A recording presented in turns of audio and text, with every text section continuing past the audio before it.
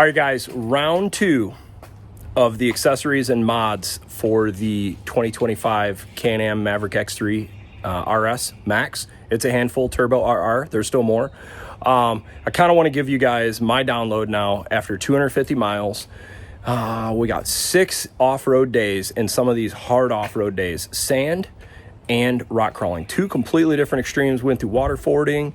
We were pretty rough on this machine. That's what it's intended for. But I want to give you guys my thoughts on what mods are good, what mods are not, and where, if you're looking for some upgrades, especially for Hatfield McCoy, what you should do. Let's get into this.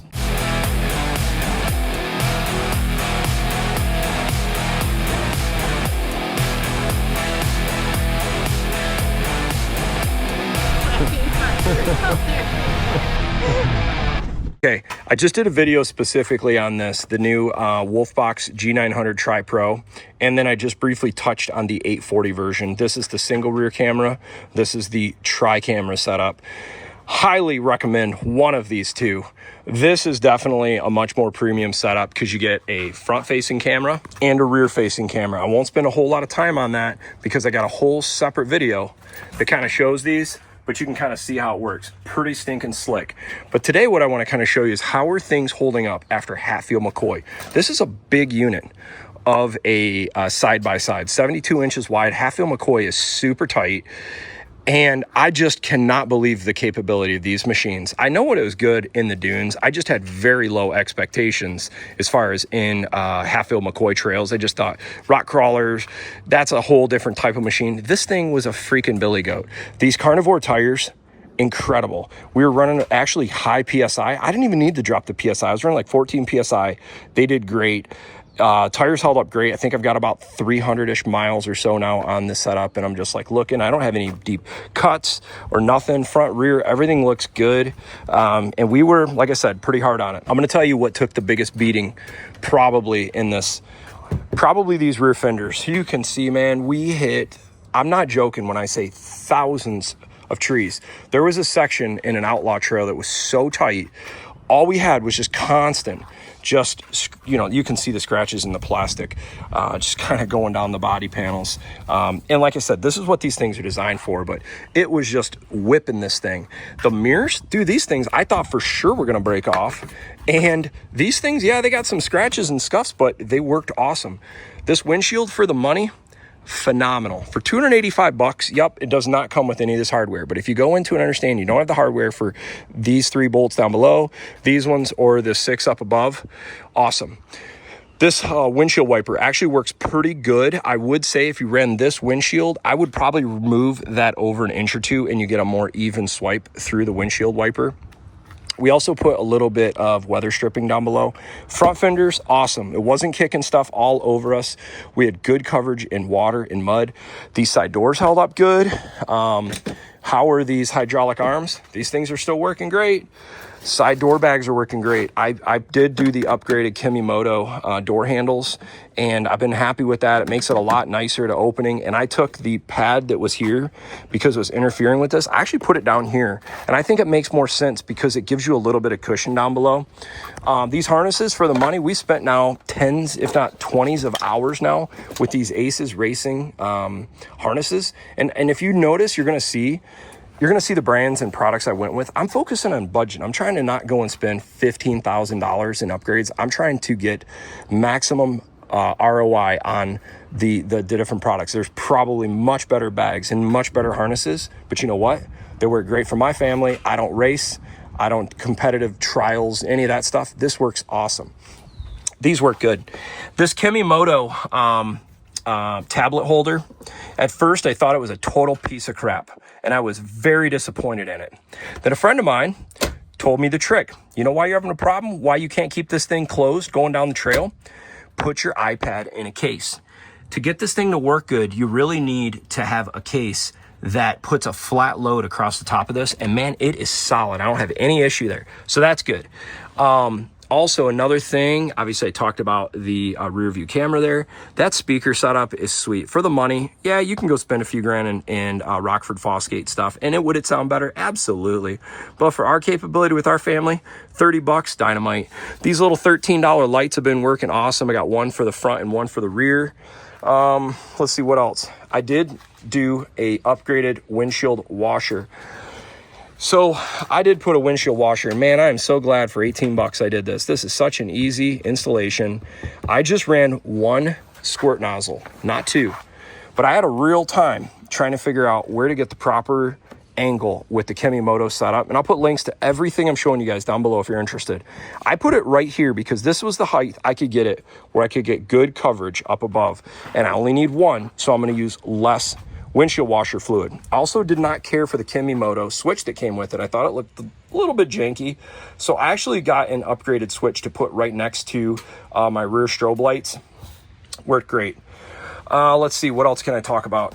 Oh, while we're talking about strobe lights, I'm going to show you these. These things are still working great, and everybody said they could see me really good going down the trail. Pretty happy with that. I did go, this one actually was from, I think this is a Tusk fire extinguisher. It's okay.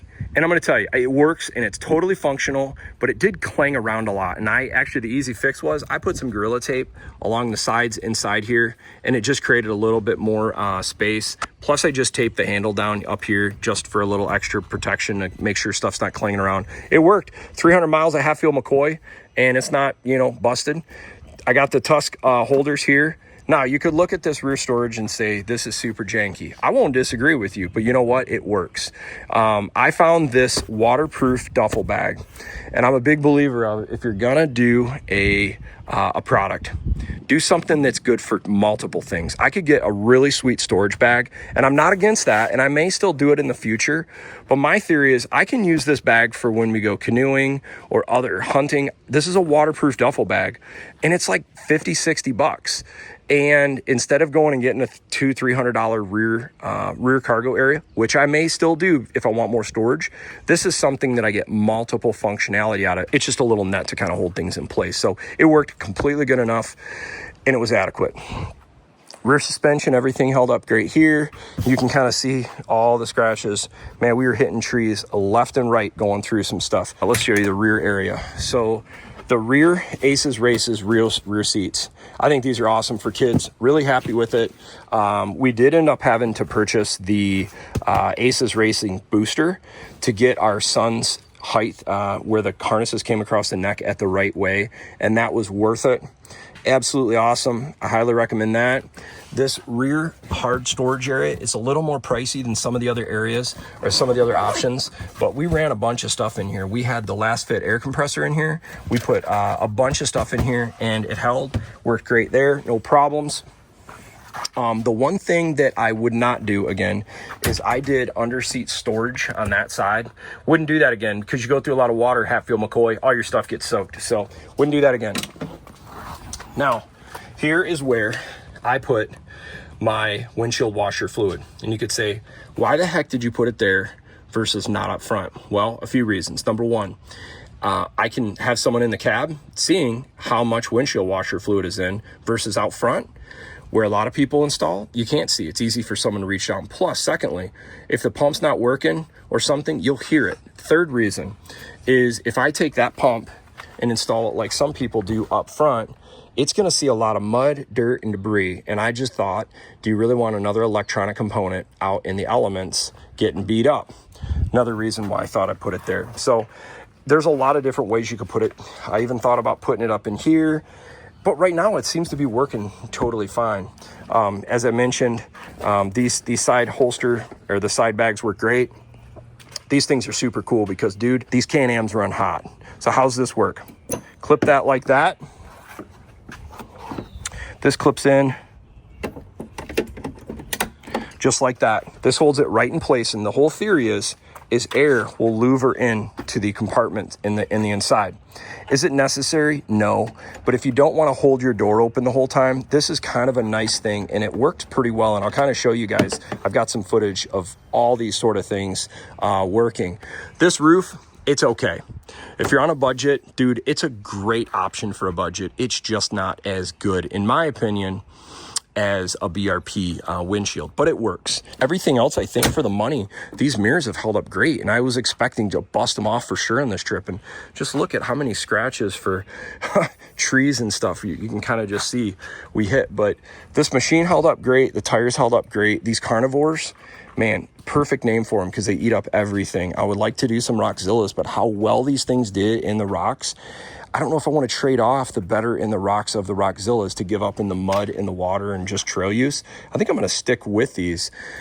But overall, window held up. And oh, I also going to mention, a friend of mine had a real big mishap, sadly. Fortunately, no one was hurt. They flipped an X3 and rolled it. And it was not a super high speed setup, but it was enough that it scared everybody. Thankfully, they had harnesses and they were strapped in. No one was hurt, just a little bruised up. They're running the same windshield. Dude, and the windshield didn't crack. The cage was bent in the rear, but the windshield didn't break. I could not believe it. The other thing that was impressive, when he rolled over, his lighted whips, and I'll find out what brand they are, was bent completely in half. We straightened it out and it was still working. So whatever brand he has, I cannot believe that thing went through a crash and it still held up. So that was great. So I hope this helps, guys. I'll put links for everything down below. I'm going to say these things worked great for Hatfield McCoy. They've now worked for Silver Lake.